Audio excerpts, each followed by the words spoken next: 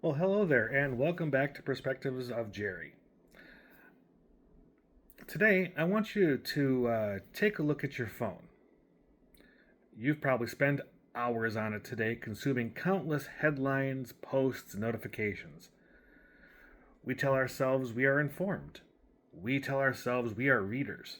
But let me ask you, when was the last time you sat uninterrupted with a complex piece of text and truly let the ideas of it sink in?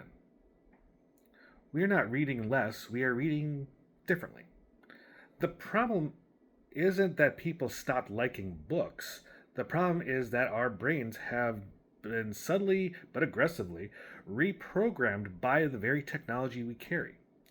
This shift can from deep reading to shallow scanning is not just changing a personal hobby, it's changing our capacity for empathy, nuance, and sophisticated thought. This is a crisis hiding in plain sight.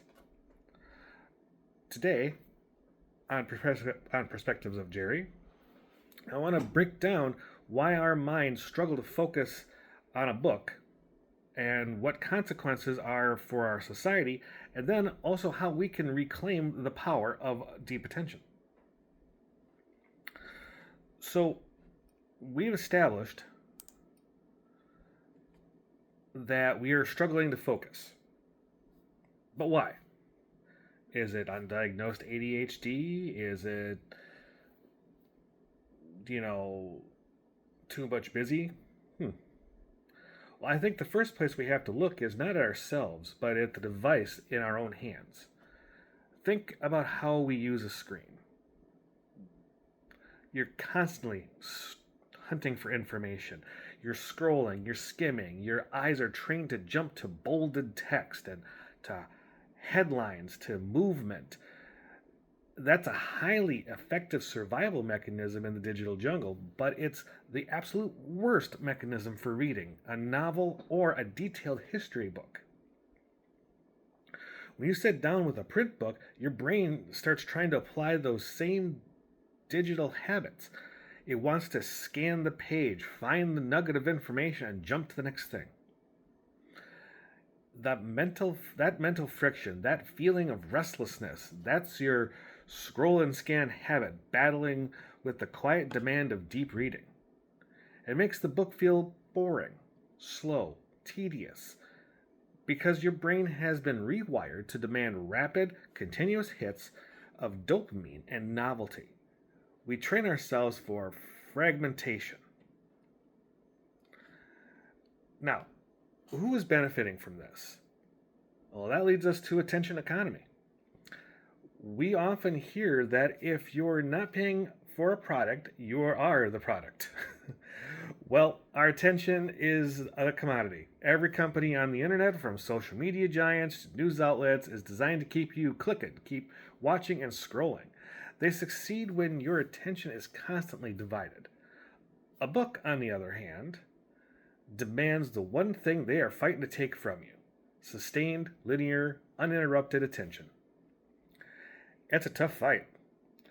When you're 40 pages into a complex argument and your phone sends a ping, that little notification isn't just a friendly reminder. It's a multi-billion-dollar business reaching into your concentration and yanking it away. We think we choose to get distracted, but often the technology is architected to make distraction the path of least resistance. And that, but it's just my perspective on this. It's a pretty frightening thought when you really consider how what we're going to lose here. So what is this hidden cost? Well, what we're losing here is nope. The real costs are social and cognitive. The first is empathy. When you read deep fiction, when you spend 10 hours inside the head of a character who thinks and feels and struggles differently than you do, it's a massive workout for your empathy muscles. It teaches you that complex problems have complex solutions because you're forced to see the world from multiple viewpoints.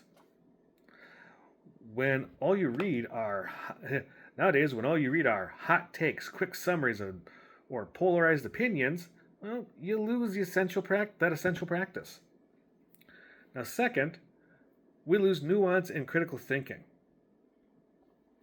The world is not a series of 5-point bullet lists. Every major issue, climate, politics, economics, that's layered and very complex.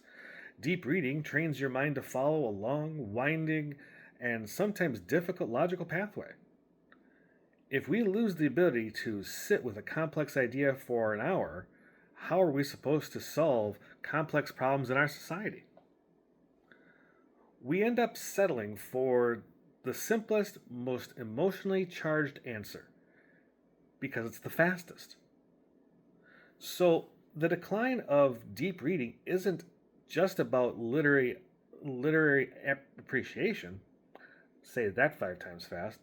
It's about the erosion of our collective capacity to think critically and compassionately about the world around us.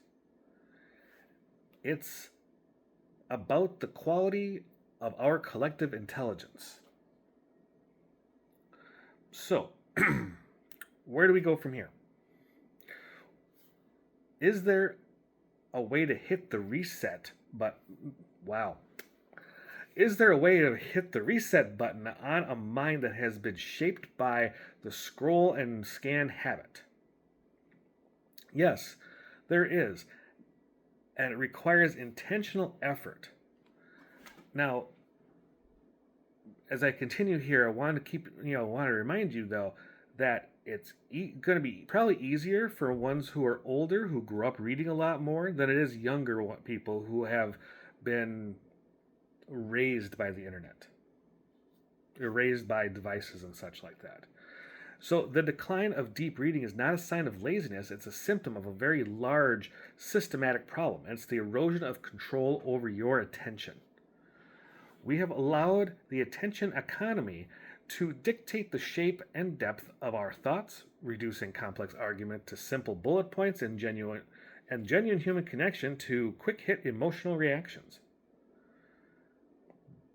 But the antidote is simple, though it's not easy. Oddly enough, how simple things are not the easy things. It begins with a single choice to intentionally carve out a space for silence, for focus, for linear thought. Pick up a book, leave your phone in another room, and tolerate the initial moments of boredom and restlessness.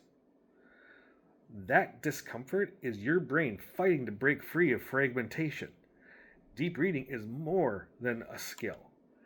It's an act of intellectual and personal rebellion, and it is how you ensure that your mind and your thoughts remain truly your own. All right. Well, thank you for watching. If this perspective resonated with you, please share this video, leave a like on it.